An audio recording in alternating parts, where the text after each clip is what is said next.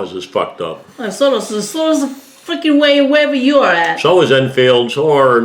fucking everywhere. Usually the bigger offices are more fucked up than the smaller ones, basically how that works. The Bergen Post Office just fired 3 subs. So can I get a job there? Well, I don't know, Kim. Are you organized? Do you work in a fast manner, in an accurate, fast manner? Organized as well? Are you? Yeah. Well, I've been doing it. I've been doing it for 30 years. I've got it down to a science. Yeah. But these new subs that come in, they're like the younger generation. They've got no work ethic. I bet you I'd kick their ass like there's no tomorrow. Well, you probably would. If you're used to hard work, you could handle it. But these people aren't. They come in, they think, I got a job with the post office. I'm on easy street, right? Take my time. I get overpaid. But they find out that they just can't do it. They're taking an 8-hour job per day, and it's taking them 15, 16 hours. They just can't. they don't. And the post office doesn't put up with it. They'll say, look, either you get faster or you're out of here. And they just can't seem to find a way to get faster.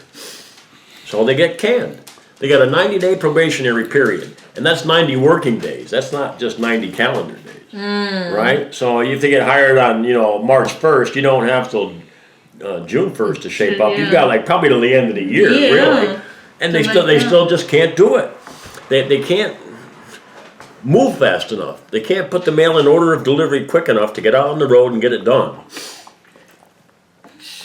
We've got, everything's got to be scanned today. All the packages, they've all got barcodes on them, and they all got to be scanned before you can deliver them. And what happens if you miss a scan?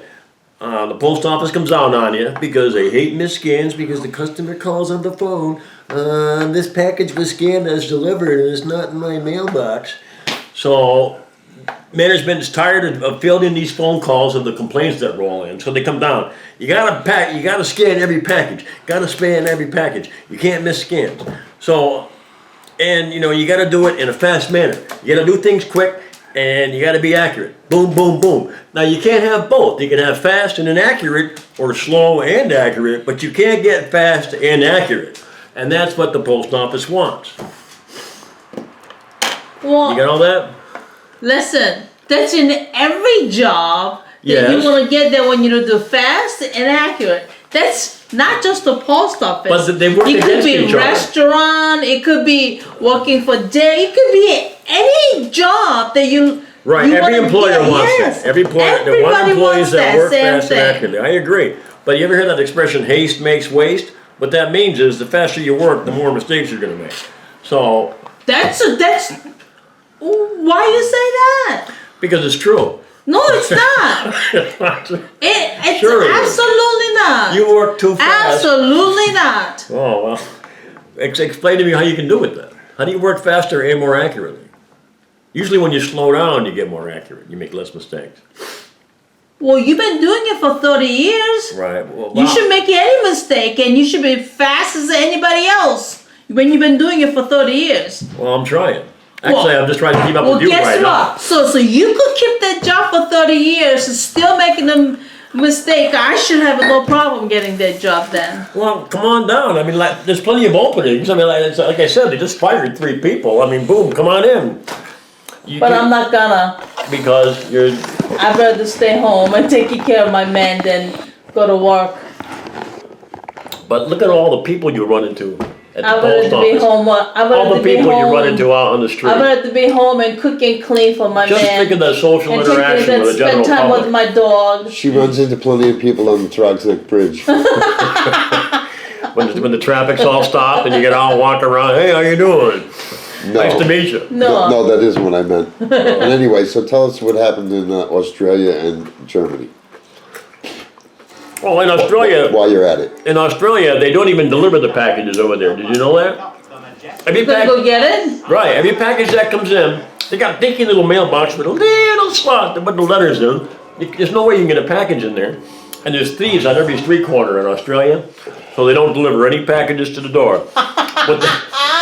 What they do is they fill out a little notice slip, name, address, and information about the package, and throw it in your little letter slot.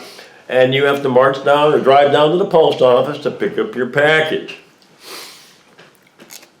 So it's, Oh, they would be like over here that you miss the people in a house that you guys drop those pink slip. only if that package requires a signature. If it requires a signature and there's nobody home and you can't leave the package, you gotta fill out a notice slip and leave that with the people. But those are rare. I mean, I might get maybe 1 out of 100 that need a signature. You know, maybe 1 or 2 a day is all I get. So it's not that many. So aside from the Australian post office system, you went to Australia, right? They deliver on motorcycles over there. They got motorcycles with saddlebags. On post office. Me. They wear goggles. Long dusters. Actually, I can't remember if they do or not. But So what'd you do in Australia? well, I mostly socialized. I went to a couple of parties for Income Pro, which was where Allison works. I told you I went to Darwin, which is really tropical, palm trees and bats and geckos and all kinds of stuff. We went down to the beach a lot. We went down to the beach probably 8 or 9 times in the 4 weeks I was there. Watched the sunset. Very romantic. Was it? Was it? Well, Did you get lucky? This for general consumption. Oh, you got I haven't been lucky in 5 years. But we watched Venus come out every night. You know, the sunset. There's the moon, and right next to it would be Venus. Which rhymes with penis. Are you trying to say the penis came out at night? The Venus came out. Since she You already, got no place to go. since Honey already made it PG rated. Yeah, so much for the PG rating. You know. Hey, so you spent a month on the Australian. We did see plains. Flinders Range, which is a mountain range that runs up South Australia. There's they got a wind turbine array alongside that mountain range. And my guess is I saw about 500 windmills, all generating electricity for southern Australia along Flinders Range. Look it up So on this is Google April Maps. 15th, so you were there on February 15th. So it was like summer there. Yes, yeah. It was like 90 degrees every day, or Wow. I don't know, 30 degrees centigrade. They use centigrade over Humid? there. No, not so much. No, it was pretty dry. Yeah, I liked it, tell you the truth. I mean, Prices? prices for what? How much was a pack of cigarettes? Blowjob, whatever. Cigarettes, $30 a pack. 30. And Is it that didn't American occur to you to dollars? say that? 30 Australian dollars, which are similar to American. It's almost it? 1 to 1. Okay. But, and they hide their cigarettes. They're not over the counter or on a shelf Like if you- behind the yeah. counter. They're in cabinets and drawers where you can't see them. No advertisement for any tobacco products. You have to go in there, you have to ask them for what you want. You can't just look on the shelf and pick one out. You gotta tell them what you want because they're way overtaxed and they're hidden. They're trying to do away with cigarettes completely. They got cameras on every street corner. And what they do is if they catch you speeding with the camera, they send a speeding ticket to the home address of the owner of the vehicle. Now, if the owner of the vehicle wasn't driving the vehicle when it was speeding, then the owner of the vehicle has to go through the court system and explain to the judge, I wasn't driving. Now think about that. You're supposed to be innocent until proven guilty, but Australia's got it flipped all the way around. You're guilty unless you come in and tell us you're innocent because somebody that's else also- is That's the driving. same over here. It's innocent until proven guilty here. That's not necessarily in Australia. But it, Right. yeah. They shouldn't be that way. They should actually have a cop pull you over on the road if you're speeding so they can see who the driver is and make sure the driver gets the ticket. On Australian dollars, whose picture is on there? Oh, I got some at home. Queen Elizabeth. Of England. There's others too, but I can't remember who That's they were. pretty odd. Well, there's a lot of British influence in Australia still. Yeah. Australia is a commonwealth to some extent in Australia. Whose picture's on Canada's money? No idea. Queen Elizabeth? Queen, yeah. Really? Oh, she gets around. So I hear. But yeah, Australia's quite different. The police rate police state is very evident over there, Palpable? palpable. Yeah, I mean, everything's very expensive. How much is a gallon of gas? Well, they sell liters of Liter, gas, and yeah. I think they were like $1.80 a liter. So there's like 4 liters per gallon. So multiply $1.80 times 4, you get 4 liters, 363, 67, it'd be over 20. $7 a gallon. 4 gallons, 4 liters is more than a gallon. Yes, but not a lot. So it's like It's almost fairly close close. to get close to $7 a Yeah, gallon. it should be close to $7 Oh my a They gallon. don't want you to drive either. They don't.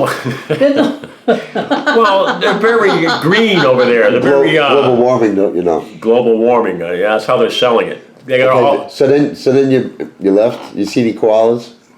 No. Any no. joeys? All the koalas and Joeys? stuff. They're all in the zoos. I mean, you have to go out to the outback to see Any these things. kangaroos?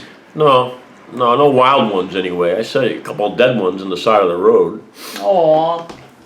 But Well, did you have the steak while you were there? Like, we have an Outback Steakhouse.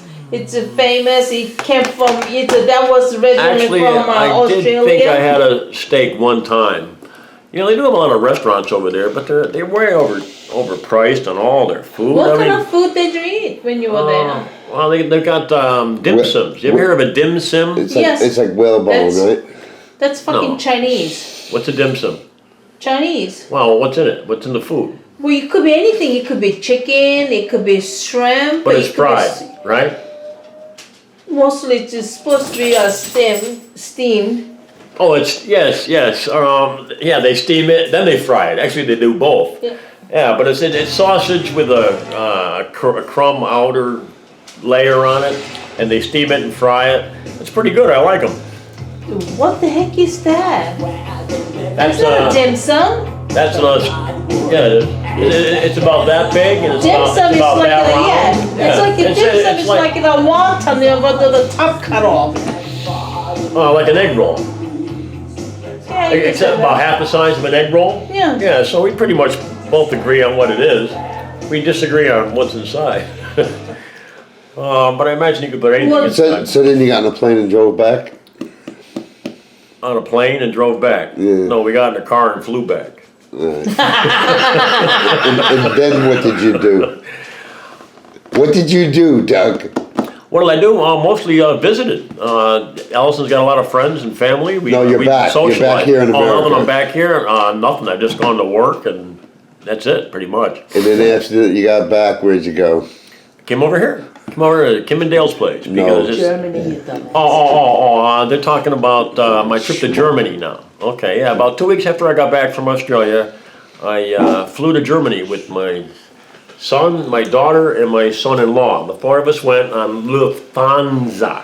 You say it, Lufthansa. It's the German airline that they use to fly back and forth over the big pond, the Atlantic Ocean. But we flew into Frankfurt, which is central Germany. We rented a car straight away, a manual. I can't believe my daughter wanted to rent a manual, but that's what we got. A big car, which is hard to park, and a manual. Did you see that? Where's that one? Did you see that one picture I brought? The one where those 3 cars were parked, 2 of them were 90 degrees Yes, to yes, the yes. curb. Yes. Yes. See if you can find that one. I'll put that in front of the camera. But they got a lot of smart cars in Germany. The cars go. Most of the cars were Mercedes, followed by BMW, followed by Volkswagen, followed by Audi, followed by Volvo. They got Peugeots over there. They've got Opels over there. You ever heard of an Opel? Yeah. It's a car manufacturer. They still make Opels. My father had an Opel Kadett. Yeah, they still And a over there. Renault. And Citroën. You ever heard of a Citroën? Yes. Yeah, it's what- French. Yes, it's French. It's a French manufactured car. See if you can find that picture of those 3 cars that were parked. Yeah, and don't question my don't, menses. don't obsess about the cars. We'll get back to that. What else did you do? In Germany, we did a lot of traveling. We went south to Heidelberg, which was a very picturesque town with a river running through the middle of it. Then we traveled west to Colmar, France. Colmar, France is known as the Little Venice because Venice is the city on the river or city on the lake or whatever. It's the Italian city where they got waterways everywhere. Well, this Colmar, France is similar to that, except it's not quite as extensive. Very picturesque town with a lot of restaurants and souvenir shops and stuff. We left Colmar, France, and then we drove southeast to Switzerland by mistake. The Swiss authorities stopped us at the border and made us pay 40 euros to pass through. We paid the 40 because we didn't want to turn around and go back. It would have been an extra hour and a half of driving. So we drove through Switzerland for about 2 hours, right back into Germany again. You found it. Oh, Kim found it. Here, Dale, you want to focus in on this picture? Let's hold it up in front of it. All right, I don't know if you can see this picture. I'm gonna go forward and back. I don't know where it's in focus, but have a look at those cars and how they park them. And this was in Berlin, Germany.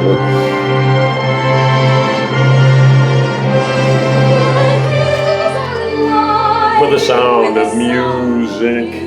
I took that picture. I just thought it was funny. Show him the children. Oh.